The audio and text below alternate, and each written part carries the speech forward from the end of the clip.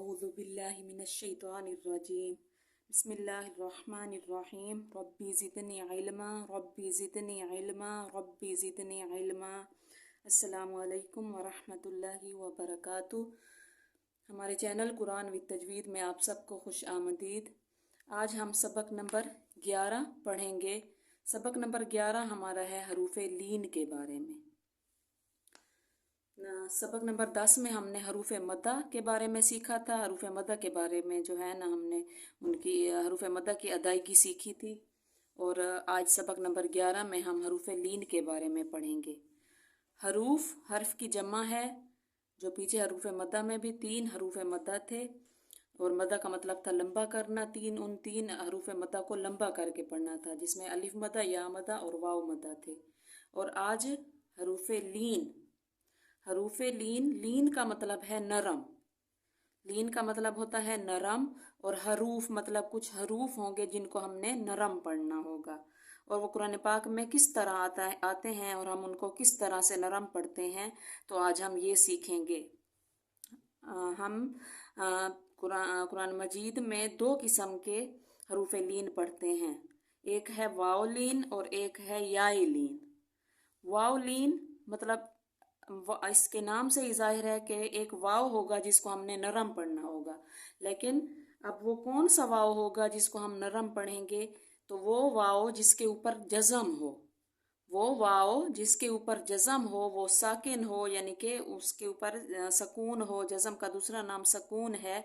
और उससे पहले ज़बर शर्त होगी। किसी भी हर्फ के ऊपर वाव खुद साकिन हो और पिछले वाले हर्फ पर ज़बर हो, तो उस वाव को वाव लीन कहेंगे। और लीन का मतलब है नरम। तो इसको नरमी और जल्दी से पढ़ेंगे। जैसे फ़ाव, जल्दी और नरमी से फ़ाव।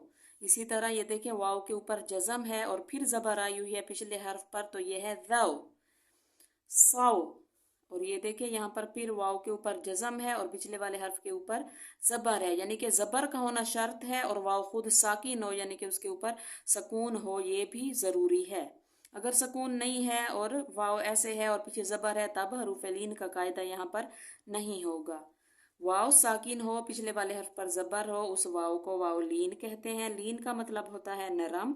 जैसे कि यहाँ पर हम इसको पढ़ेंगे नरमी और जल्दी से। रो, जाओ, शव, आओ।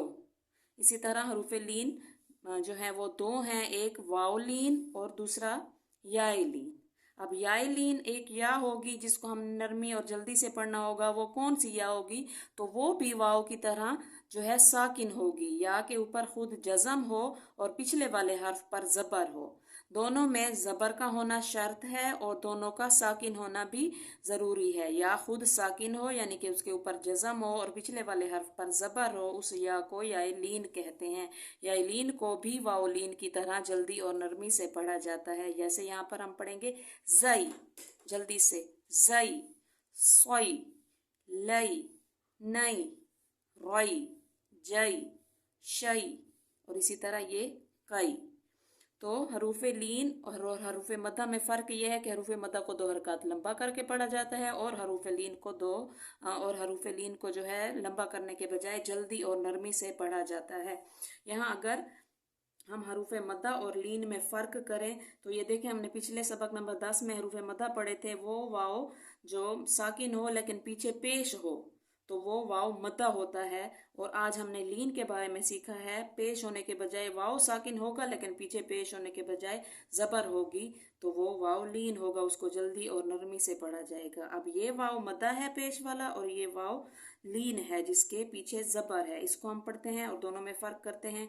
ये वाव मद्दा है तो मद्दा का मतलब है लंबा करना। इसको लंबा करके पढ़ेंगे मू। और ये मौ। इसी तरह ये फू, फाव, सुई, सोई, री, रई। तो ये था हमारा हरूफ़ लीन का सबक। हरूफ़ लीन हमने आज सीखे हैं और हरूफ़ लीन 2 थे, वाव लीन, याई लीन। और सबक नंबर 10 में हमने हरूफ़ मद्दा के बारे में सीखा था। हरूफ़ मद्दा 3 थे, अलिफ मद्दा, याई मद्दा और वाव मद्दा। तो मिलते हैं अपने अगले सबक में। तब तक के लिए अल्लाह हाफ़िज़। चैनल पे नए हैं तो चैनल को सब्सक्राइब कर दें और लाइक और कमेंट ज़रूर करें। अल्लाह हाफ़िज़।